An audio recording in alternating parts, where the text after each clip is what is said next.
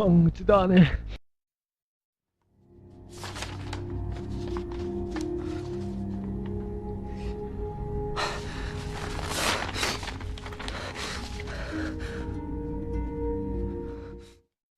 I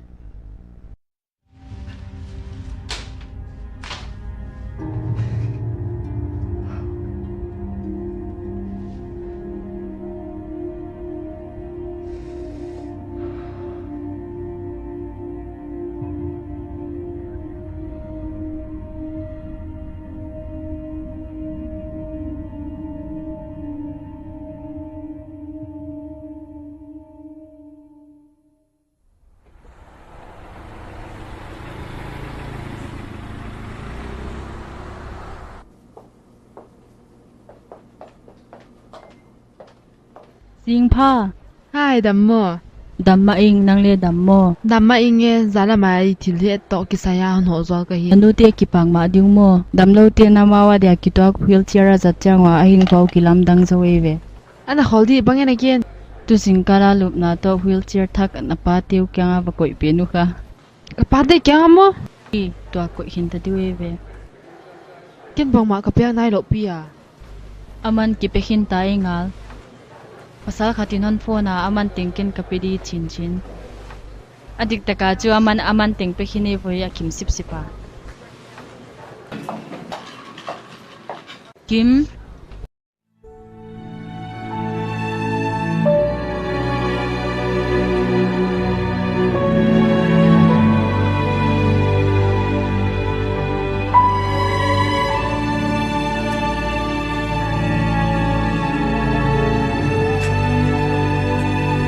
Okay mo.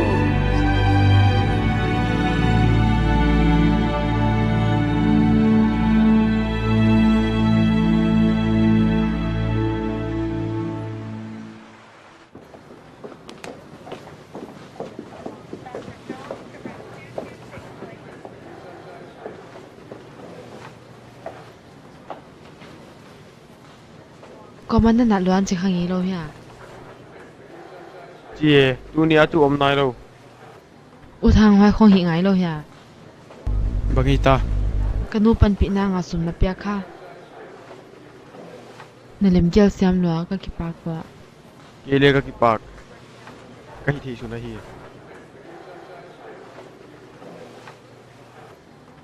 Ane na din na ne ya. Tu anei ta.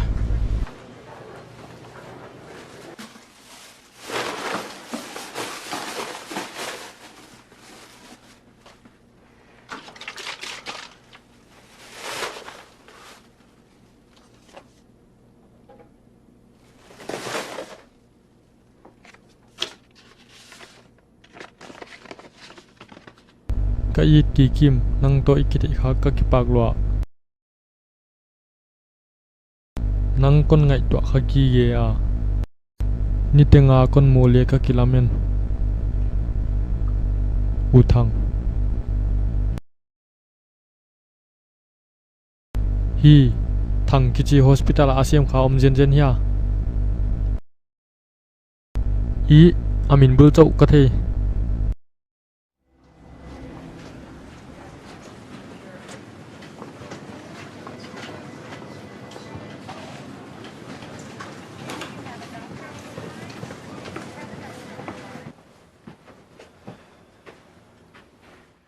Dr. Thomas mo Hi. ki so son ka hi iki ho thei jol diam Undanga oh, namlo ta kai thun dek. tuna ka chive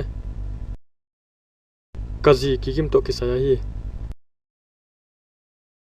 Ole. Bangkon hi sak thei dia.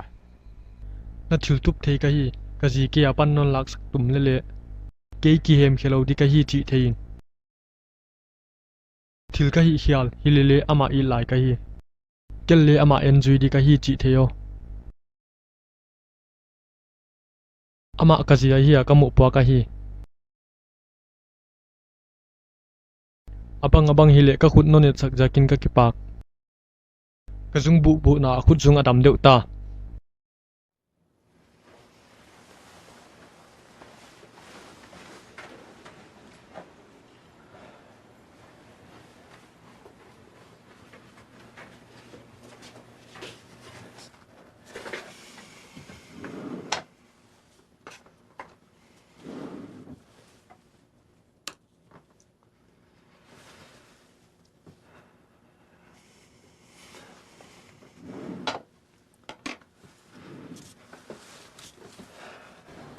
son Dr. Thomas kang apoy sinahod tungkol palakpian.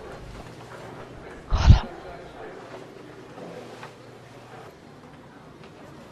Bang thuan na genu. Hey Kim bang na chizela. Hoi zel kon pai le na dai zotwa. Pauno lodi ka chiwa hi mai voi khem. Mini so ma interview di kane ya Dr. Thomas na muzin zenu ya. Rao ne lel hile kilom songya na khonga omdin ka himta. Oh kimono ni mo. Ba zai kana hillo la. E to kisai kha lai lawa. Ko ting nan hil zia la la. Ama to kisai mana the di ka de ke. E to kisai kha lawa hi za ka ma thu ki kumi lama the di ka de ke ai.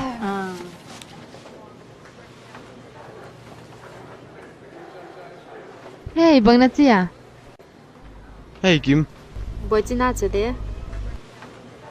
boy sim, Ane de boy ma lo tin. kathili di tam sim hongom thaka mo. Man khol lo di. Boy lo ki tu sak thang ni mo le. Uchi le hoi di. Ki muzel ni mo. Ole.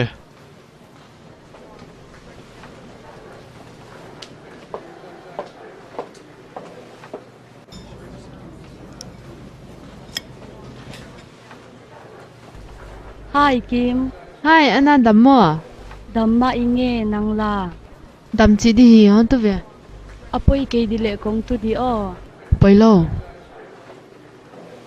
Achi le tu lai bang na chizel a. Iki holo na lia so chim tak to. Kum dang te ma bang hi chi di hi mai. Hoi mo hoi lo. Hoi lo lampang zo hi sini genun khol ki ling de.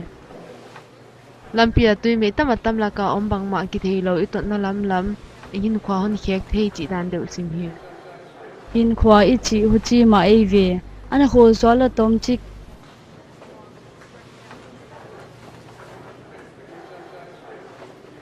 Koi lam ton di chi na chiang ta hia. Chang ta chi di hi.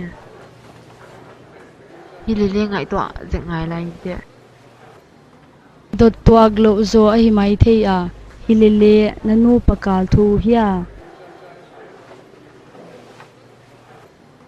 Kim upanai lo na hi a. Pilwang tak a thutan na nalakon de sa. Ka so ma a hi. Hi le le thom hau ta ka om gi ge chi le chim tak tho ki ge. Anna thom hau ki sak lai ta ka hona ang van tu om non to mi ge. Hon na ngai siam di. Doktor kwa hiam khat gen kha na bange. Ka ki bol da nu etin chu involve hi ge mai. Ken le na om dan wa kon muan mo simma. Hilele na pasalin banga chingai diam mo. Ka pasalin hun ana nei lo hi hindi do Dr. Thomas in chu. Ka pasalin kumbang za hiam sung hon kep sanga aman hon hoi bol zoi be. Thil ka gen pe ma hon poi mo nga in chin. Hu chi bang ka to lo na solo ta. Nuam zo nuam khama inte hilele. Doktor pan nanu pakalu hon suk boy som a hi le. Midang kya nga le huchibang hi lo din naging ta hia. Hai lam thu ki kum non da ni ithong lo ta. Kagien lo ditan kagien kha a. Kim hon na ngai siamino. Ki ho na lak lo na kana pai phut dia.